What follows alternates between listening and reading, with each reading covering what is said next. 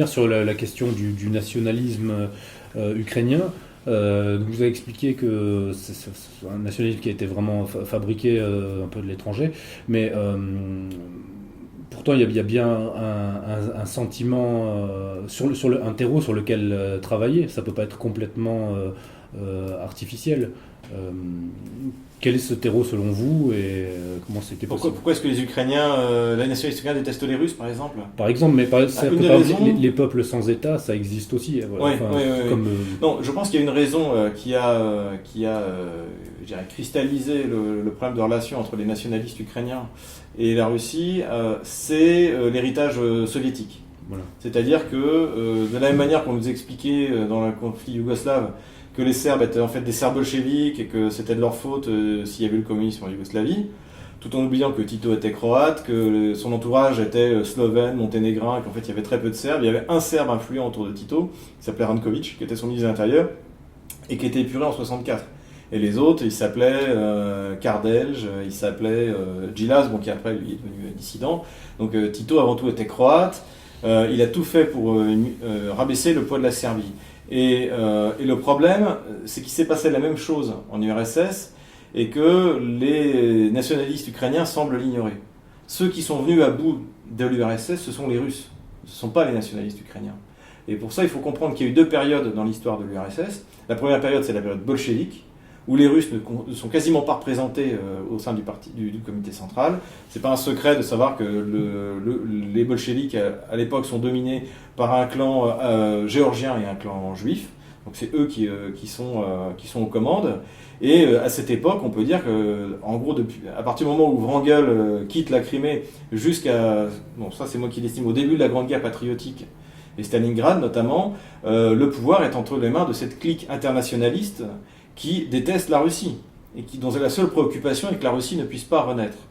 Le problème qui se pose à Staline au début de la Grande Guerre patriotique, donc à partir de 1941 et notamment à partir de Stalingrad, c'est que pour gagner la guerre, il va falloir qu'il fasse renaître la Russie, qui est morte.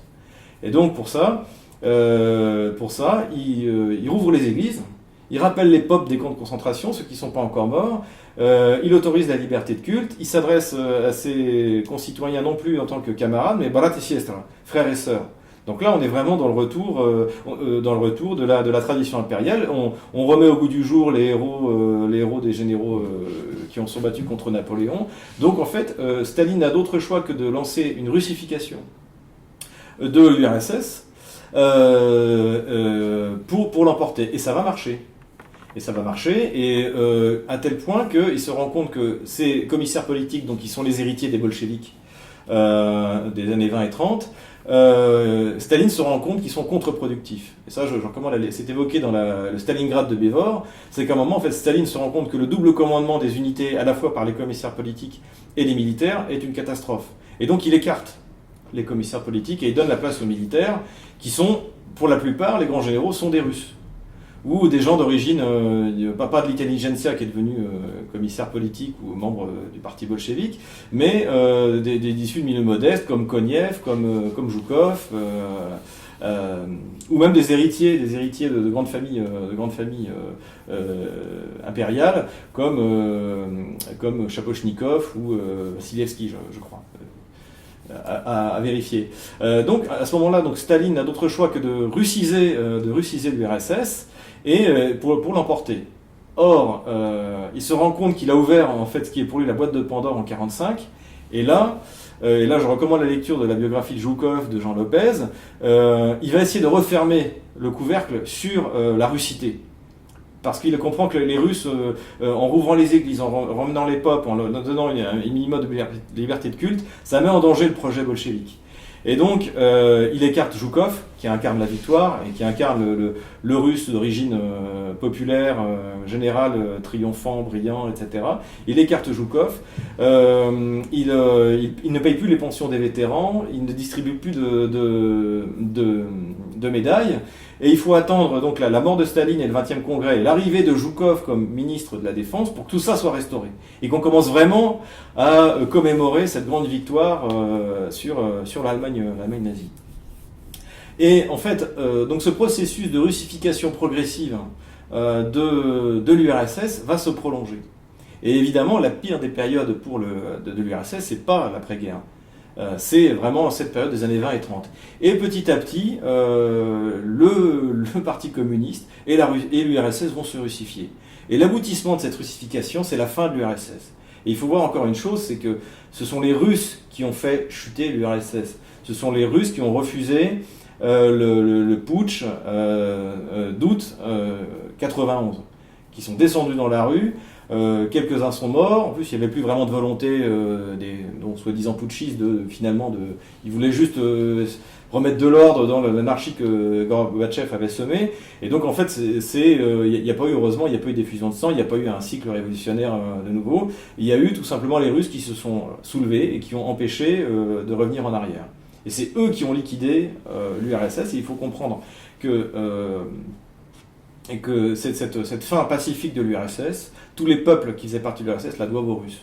Donc le fait que les Ukrainiens en veuillent aux Russes est tout à fait illégitime. Et notamment qu'ils accusent les Russes d'avoir été les dirigeants de l'Union soviétique, puisque comme on l'a vu, ce sont eux qui ont dirigé l'Union soviétique. Le Parti communiste soviétique était majoritairement composé d'Ukrainiens, et les grands chefs soviétiques ont été en majorité ukrainiens. Alors du coup, ce qu'on peut dire, souvent en France, on dit que les gauchistes ont une lutte antifasciste de retard. Est-ce qu'on peut dire que les nationalistes ukrainiens ont une lutte anticommuniste de retard ou anti-russe de retard, je sais pas. Je pense que oui. Je pense que si jamais l'Ukraine veut s'en sortir, la seule chose qui peut unifier ce pays, l'Ukraine, c'est de revenir sur ce qu'ils ont tous en commun. Et ce qu'ils ont tous en commun, que ce soit même les néo-nazis de l'ouest de l'Ukraine ou les guerriers du Donbass, c'est la Rousse. C'est qu'ils sont le même peuple. C'est ce que disait Poutine, nous ne sommes pas des peuples frères, nous sommes un même peuple. Et il n'y a pas, contrairement à ce que dit la propagande justement ukrainienne anti-russe, il n'y a pas d'hierarchisation dans les peuples de Biélorussie, de Russie. Il y a le Ruski Mir. Et même si les Galiciens ont oublié leurs origines, ils sont aussi des Russes. Ils sont tous des héritiers de la Russe. Et si aujourd'hui on veut vraiment sauver profondément l'Ukraine en tant que telle, eh bien, il faut qu'elle revienne à ses racines russes. Ça ne veut pas dire qu'il faut qu'elle soit intégrée dans la Fédération de Russie, mais il faut revienne au plus petit commun dénominateur, et c'est cet héritage. Et surtout, il faut qu'ils se rendent compte de ce qu'a été l'aventure nationaliste ukrainienne, c'est-à-dire quelque chose de totalement artificiel, qui a été fait pour que des Russes tuent d'autres Russes, des chrétiens tuent d'autres chrétiens, et pour finir aujourd'hui, même des orthodoxes tuent d'autres orthodoxes. Est-ce qu'on peut dire que, en fait, ce que les globalistes ont en ligne de mire, c'est vraiment la renaissance de la Russie, en fait? Je pense que, de manière plus générale, c'est la renaissance de l'Europe chrétienne. C'est vraiment le retour aux nations chrétiennes. Et c'est vrai qu'aujourd'hui, la Russie est en pointe dans ce combat, mais qui est repris maintenant, notamment par la Hongrie. Donc effectivement, arrêter, je dirais, l'expansion entre guillemets idéologique de la Russie, qui est un contre-exemple par rapport à l'idéologie libérale libertaire américaine, effectivement est un objectif. Et d'ailleurs, dans la presse américaine, ils sont très lucides par rapport à ça, en disant que désormais le modèle russe séduit. Notamment tous ces pays qui ont été préservés de la révolution libertaire des années 50, 60, 70, voilà, révolution sexuelle, qui on impose tout d'un coup les critères, le modèle homosexuel américain brutalement, ils préfèrent se tourner vers la Russie. Et ce mouvement-là, et il ne concerne pas d'ailleurs seulement, l'Europe de l'Est orthodoxe, les Croates aussi essayent de s'en sortir, ils sont très actifs, ils sont